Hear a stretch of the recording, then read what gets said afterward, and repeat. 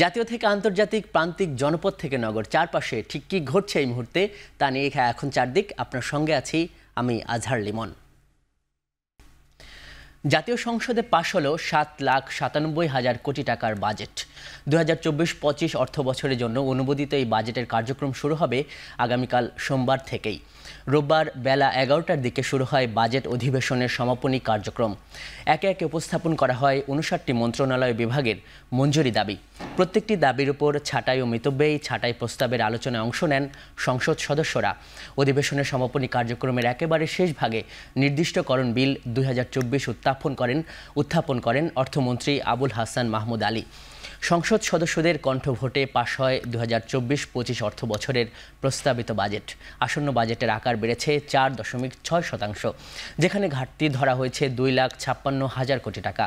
নতুন বাজেটে মূল্যস্ফীতি ৬.৫% নামিয়ে আনার লক্ষ্য নির্ধারণ করেছে সরকার।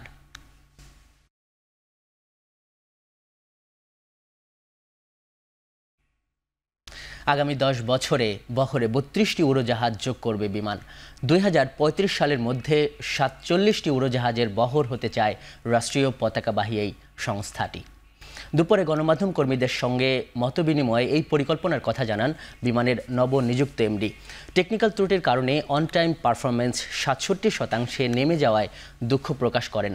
এমডি বলেন, তিনি টিকিট নেই কিন্তু সিট ফাঁকা, এই অপবাদ দূর করতে চান। জানান, চলতি অর্থবছরে বিমানের রাজস্ব আয় ১০,০০০ কোটি টাকা ছাড়াবে, যার মধ্যে কার্গো পরিবহন থেকে আসবে ১২০০ কোটি টাকা।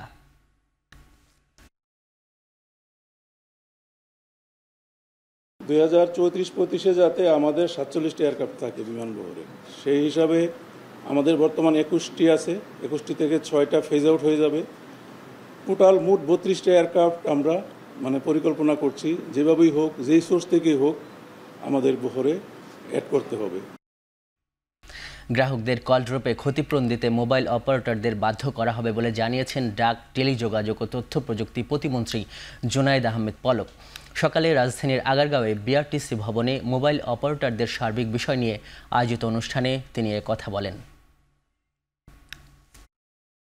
ক্ষতিপূরণ প্রদান করার কথা, সেটা যাতে আর কি করা হয় এবং সর্বোচ্চ ক্ষতিপূরণটাই আমরা গ্রাহককে দেওয়ার চেষ্টা করব, যাতে মোবাইল নেটওয়ার্ক অপারেটর গুলো একটা চাপে থাকে যে না, তারা যদি সেবা না দেয় তাহলে তাদের আর্থিকভাবেও তাদের ক্ষতিপূরণটা দিতে হবে। তারপর আমরা বিটিআরসির যে টেকনিক্যাল টিম, তাদের পরামর্শ এবং ভবিষ্যৎ পরিকল্পনাগুলো শুনবো এবং তার প্রেক্ষিতে আমরা কিন্তু জুলাইয়ের ১ তারিখ থেকেই আমরা কিন্তু অ্যাকশনে যাব। সারা দেশে শুরু হলো এইচএসসি ও সমমানের পরীক্ষা, তবে বন্যার কারণে সিলেট বিভাগে পরীক্ষা স্থগিত রয়েছে। বৃষ্টির কারণে প্রথম দিন সকাল থেকেই ভোগান্তিতে পড়েন শিক্ষার্থী ও অভিভাবকরা। সকালে দেশের বিভিন্ন স্থানে বৈরী আবহাওয়া উপেক্ষা করে কেন্দ্রে আসেন শিক্ষার্থীরা। রাজধানীসহ চট্টগ্রামে অনেক সড়কে জলাবদ্ধতা হওয়ায় সৃষ্টি হয় যানজট। এতে অনেক পরীক্ষার্থীরা কেন্দ্রে ঢুকতে দেরি হয়, তবে তাদের জন্য ৩ ঘন্টা সময় নির্দেশনা দেয় কর্তৃপক্ষ। এবার ১১টি শিক্ষা বোর্ডের অধীনে এইচএসসি পরীক্ষায় অংশ নিয়েছে ১৪,৫০,৪৯০ পরীক্ষার্থী। আগের বছরের তুলনায় শিক্ষার্থী বেড়েছে ৯১,৪৪৮ জন। জ্যামের জন্য আমি আটকা ছিলাম। বাস থেকে নেমে আবার সিএনজি নিয়েছি, সিএনজি থেকে নেমে আবার রিক্সা নিয়েছি, তাও আমি সময় ধরতে পারি না। আমি অলরেডি ১০ মিনিট লেট।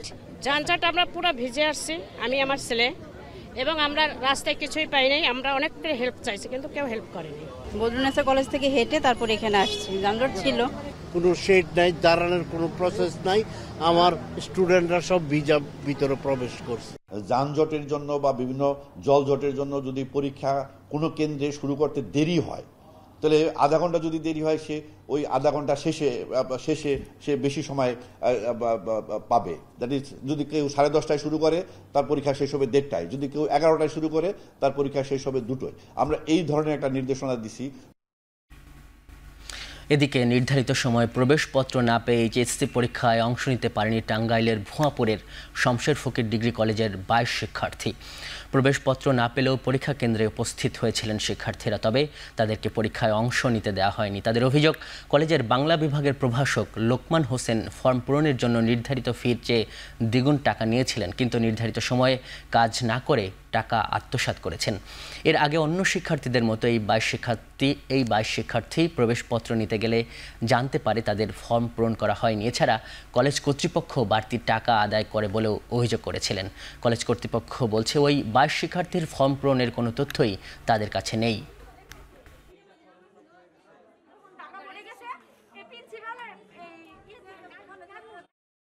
অ্যাডমিট কার্ডের জন্য আমাদের গেছি, তার বলছে যে না আজকে না পরে এরকম করে শনিবার পর্যন্ত আমাদের আনছে। আমাদের দাবি একটাই, আমাদের জীবন নষ্ট করছে যারা, তাদেরকে কলেজ থেকে বের করে দেওয়া হোক। লোকমান স্যার আমাদের জীবন নিয়ে কেন এরকম খেললো, আমরা বিচার চাই। ও কেমনে ছাড় হলো, আমাদের দুগুণা জীবন কেন নষ্ট করলো, আমরা কি করছিলাম আমাদের বুঝান। বৃষ্টিতে সপ্তাহের প্রথম কার্য দিবসেই সড়কে বেড়েছে যানজট। রোববার সকাল থেকে বৃষ্টি হয় রাজধানীতে। জলাবদ্ধতা ও যানজটে বরাবরের মতোই ভোগান্তির তিক্ত অভিজ্ঞতার কথা জানান নগরবাসী। আমি অলমোস্ট 45 মিনিটস আমি ওয়েট করতেছি একটা গাড়ির জন্য, সেই গাড়িটা এখানে এসে পৌঁছাইছি। সব দিক দিয়ে আজকে ঢাকা শহর মোটামুটি কলাপস আর কি। আমাদের গাড়ি পেতে অনেক কষ্ট হচ্ছে, আমরা এখানে দাঁড়িয়ে আছি এবং অনেক লোক রাস্তায় দাঁড়িয়ে আছে গাড়ি পাওয়ার জন্য। যেই অবস্থা যানজটের, মানে দাঁড়ানো যায় না, গাড়ি 1 ইঞ্চি হাঁটে না। রিক্সা ভাড়া 10 টাকা, রিক্সা ভাড়া 80 টাকা, 100 টাকা হাঁকায়। ঢাকাসহ সারা দেশে আরও 3 থেকে 4 দিন এই বৃষ্টি অব্যাহত থাকবে বলে জানিয়েছে আবহাওয়া অধিদপ্তর।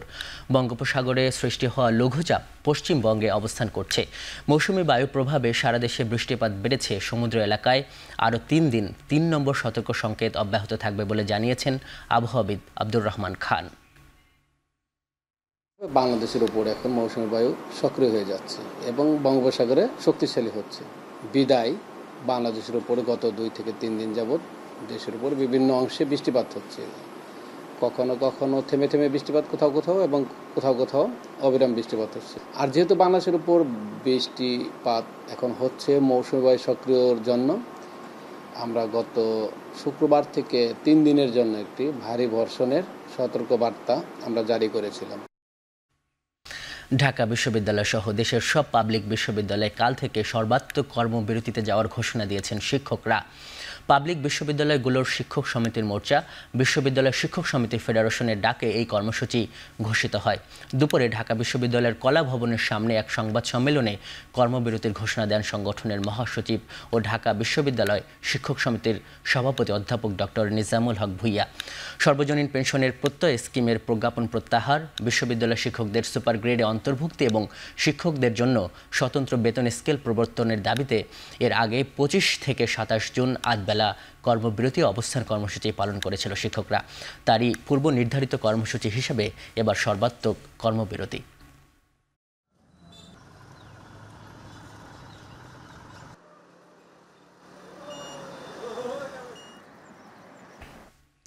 কাগজপত্র ও ছাড়পত্র চূড়ান্ত থাকার পরও মালয়েশিয়ায় বিপুল কর্মী যেতে না পারার জন্য দায়ী ব্যক্তিদের বিরুদ্ধে কী ব্যবস্থা নেওয়া হয়েছে তা জানতে চেয়েছেন হাইকোর্ট। আগামী 7 দিনের মধ্যে তা জানাতে বলা হয়েছে।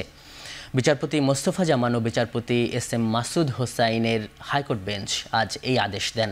বিমান ঠিক করতে না পারা, মালয়েশিয়ার নিয়োগকর্তা ঠিক করতে না পারার মতো অব্যবস্থাপনার কারণে যেতে পারেন এসব রিমিটেন্স কর্মীরা। সব সেক্টরে সিন্ডিকেট করে দেশকে পিছিয়ে দিচ্ছে যারা, তাদের শেষ দেখা দরকার বলে শুনানিতে মন্তব্য করেছে উচ্চ আদালত।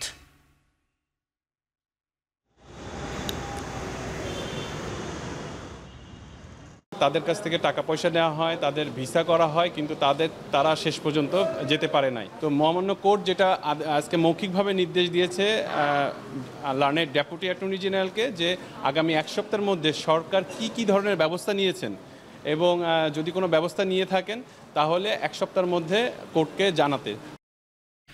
তিস্তা চুক্তি নিয়ে সরকার লুকোচুরি খেলছে বলে অভিযোগ করেছেন বিএনপির মহাসচিব মির্জা ফখরুল ইসলাম আলমগীর। এই চুক্তি দেশের কল্যাণ করবে না বলেও মন্তব্য করেন তিনি। বিকেলে গুলশানে বিএনপি চেয়ারপারসনের কার্যালয়ে এক সংবাদ সম্মেলনে মির্জা ফখরুল বলেন, সরকার ভারতের সঙ্গে সাধারণ কূটনৈতিক দর কষাকষি করার ন্যূনতম ক্ষমতাও হারিয়ে ফেলেছে। রেল ট্রানজিটের কোনো সমীক্ষা জনসমুখে প্রকাশ করা হয়নি বলে অভিযোগ করেন তিনি। এছাড়া বাংলাদেশ ভারত সীমান্তে বিএসএফের গুলিতে প্রতি বছর হত্যাকাণ্ড সংঘটিত হওয়ার পরেও প্রধানমন্ত্রী সফরে এ বিষয়ে বাংলাদেশ সরকার চূড়ান্তভাবে নির্লিপ্ত থেকেছে বলে মন্তব্য করেন বিএনপির মহাসচিব। এবারে ভারত ম্যান্ডেট হাসিনা সরকারের ধারাবাহিক কলোনি চুক্তি সেই সংস্করণ দেশ তথা দেশের মানুষের কল্যাণে নয়, কেবলমাত্র আওয়ামী লীগের অবৈধ রাষ্ট্র ক্ষমতার মেয়াদ বৃদ্ধির নজরানা মাত্র। এই সফর সহ ভারতের সাথে পূর্বে স্বাক্ষরিত সকল চুক্তি অবিলম্বে যেন সমক্ষে প্রকাশ করার দাবি জানাচ্ছি। এখন চারদিকে নিচ্ছি ছোট্ট একটু বিরতি, ফিরছি কিছুক্ষণের মধ্যেই।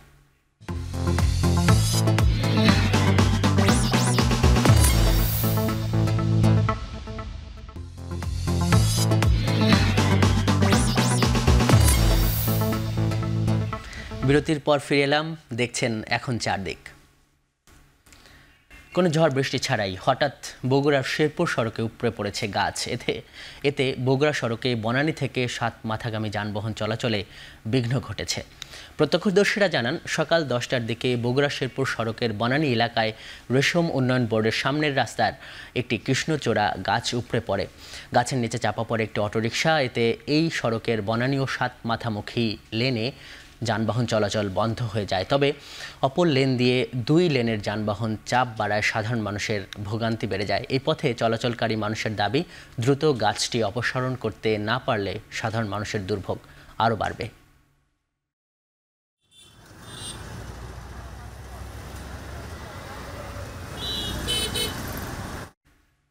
সিরাজগঞ্জের যমুনা নদীর তীরে নির্মিত 68 মেগাওয়াট সৌর বিদ্যুৎ কেন্দ্রে শুরু হয়েছে বাণিজ্যিক উৎপাদন। সকাল 8টা থেকে জাতীয় গ্রিডে যুক্ত হতে শুরু করেছে বিদ্যুৎ। এখান থেকে প্রতি ইউনিট বিদ্যুৎ 10.2 ইউএস সেন্ট মূল্যে বিদ্যুৎ উন্নয়ন বোর্ডের কাছে বিক্রি করা হবে। সিরাজগঞ্জ সদর উপজেলার সায়দাবাদ এলাকায় যমুনা নদীর তীরে 214 একর অনাবাদি জমিতে নির্মাণ করা হয়েছে এই সৌর বিদ্যুৎ প্রকল্প, যেখানে বিনিয়োগ 880 কোটি টাকা। Bangladesh north west power generation company ও চীনের প্রতিষ্ঠান China National Machinery Import and Export Corporation যৌথভাবে প্রকল্পটি বাস্তবায়ন করছে।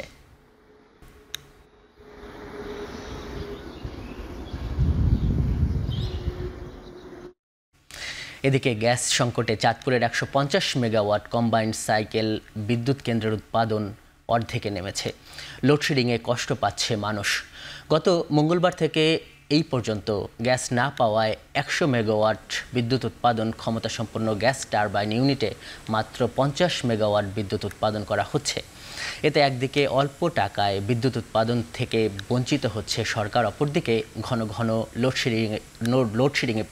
লোডশেডিংয়ের কবলে পড়ছে চাঁদপুরবাসী।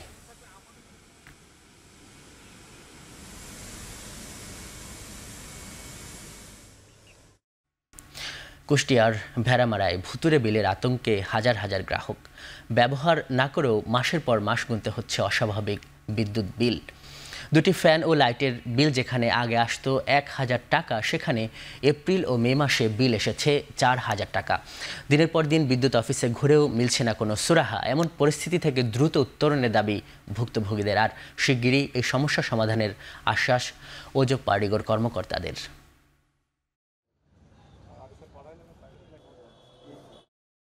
অন্য মাসে আসে 800-900, এবার এই 2 মাস ধরে অতিরিক্ত বিল আসছে। আমার মে মাসের বিল 300 ইউনিট দেখাইছে, 2288 টাকা আমার বিল আসছে। খালি বাড়িতে কি করে 300 ইউনিট বিল আসে? যারা কারেন্ট বিলগুলো মিটারে দেখতে আসে, এদের গাফিলতির কারণে এই যে খেসারত আমাদের দিতে হয়। আমি দায়িত্ব নেওয়ার পরে আমি আমার জায়গা থেকে শতভাগ চেষ্টা করেছি ফেয়ার, মানে একদম ক্লিন একটা পরিস্থিতি তৈরি করতে। তো ওই একদিনে কিন্তু হুট করে রেভলিউশনারি চেঞ্জ করা আসলে সম্ভব না। ডলার সংকটের দোহাই দিয়ে ঈদের আগে দাম বৃদ্ধি করলেও এখন কিভাবে দাম কমালো ব্যবসায়ীরা, সেই প্রশ্ন তুলেছেন ভোক্তা অধিদপ্তরের মহাপরিচালক AHM শফিকুজ্জামান। বিকেলে বগুড়া শহরের রাজাবাজারে খুচরা ও পাইকারি বিভিন্ন ব্যবসা প্রতিষ্ঠান পরিদর্শন করেন ভোক্তার মহাপরিচালক। পরে প্রতি পিস 1 টাকা দরে লেবু কেনেন তিনি। এ সময় সাংবাদিকদের বলেন, মধ্যস্বত্বভোগীদের দৌরাত্মের কারণে কৃষক ন্যায্য মূল্য থেকে বঞ্চিত হচ্ছে। মধ্যস্বত্বভোগীদের সিন্ডিকেট ভাঙতে বিভিন্ন পদক্ষেপ নেওয়া হয়েছে বলেও জানান তিনি। অভিযানে BSTI-এর অনুমোদনহীন খাদ্য সামগ্রী বিক্রির দায়ে কয়েকজনকে সতর্ক করে এক মশলা ব্যবসায়ীকে 5000 টাকা জরিমানা করা হয়।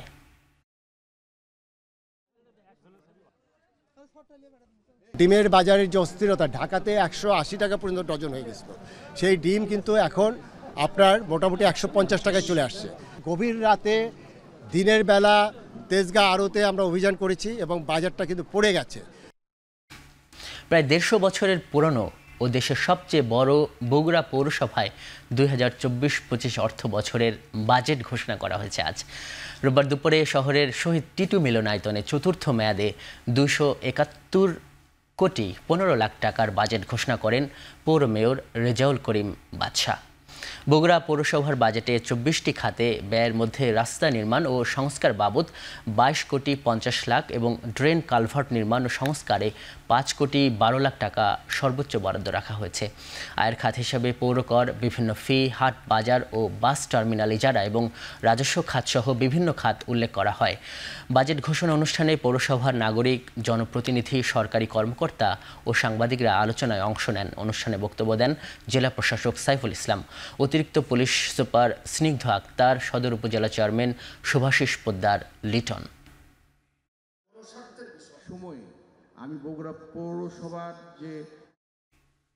এখন চারদিকে নিচ্ছে আরেকটি বিরতি, ফিরছি একটু পরেই।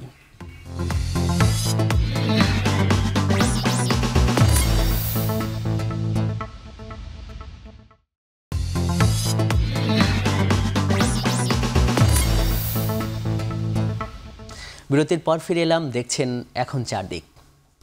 আন্তর্জাতিক প্রসঙ্গ, ফ্রান্সের পার্লামেন্ট নির্বাচনে প্রথম ধাপের ভোট গ্রহণ চলছে। প্রায় প্রতিটি ভোট কেন্দ্রেই ভোটারদের ব্যাপক উপস্থিতি দেখা যাচ্ছে। ভোট গ্রহণ চলবে স্থানীয় সময় সন্ধ্যা 6টা পর্যন্ত। ফরাসি সংবাদ মাধ্যম লে মন্ডের জরিপ অনুযায়ী প্রথম দফায় ভোটে অভিবাসন বিরোধী ও ইউরোপিয়ান ইউনিয়নের সমালোচনাকারী নেতা মেরিন লে পেনের অতি ডানপন্থী ন্যাশনাল র্যালি দল 35% ভোট পেয়ে এগিয়ে থাকবে। এরপরই তাদের খুব কাছাকাছি 29% ভোট পাবে বামপন্থী নিউ পপুলার ফ্রন্ট জোট। অন্যদিকে প্রেসিডেন্ট ম্যাক্রনের মধ্যপন্থী জোট পেতে পারে মাত্র 20% ভোট। ফ্রান্সের জাতীয় পরিষদের 577টি আসনের মধ্যে নিরঙ্কুশ সংখ্যাগরিষ্ঠতার জন্য একটি দলের প্রয়োজন 289টি আসন। বিদায়ী সরকারে ম্যাক্রনের জোটের আসন ছিল মাত্র 250টি। এবার প্রায় 5 কোটি ভোটার নিবন্ধিত হয়েছেন। দ্বিতীয় ধাপের ভোট অনুষ্ঠিত হবে আগামী 7 জুলাই।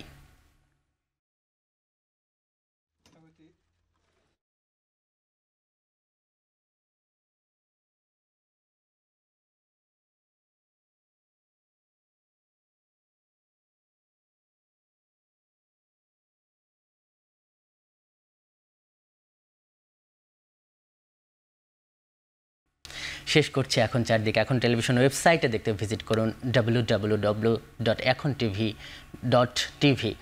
এখন টেলিভিশন ফেসবুকে দেখতে ভিজিট করুন facebook.com/tv.ekhon. ইউটিউবে এখন টেলিভিশন দেখতে ভিজিট করুন youtube.com/c/ekhon tv.